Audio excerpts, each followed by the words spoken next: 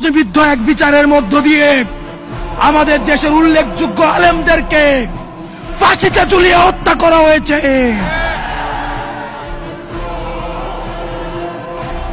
আমরা এই বিচার নিশ্চিত না করা পর্যন্ত দুনিয়ার কোন শক্তি নাই আমাদেরকে রাজপথ থেকে উৎখাত করবে।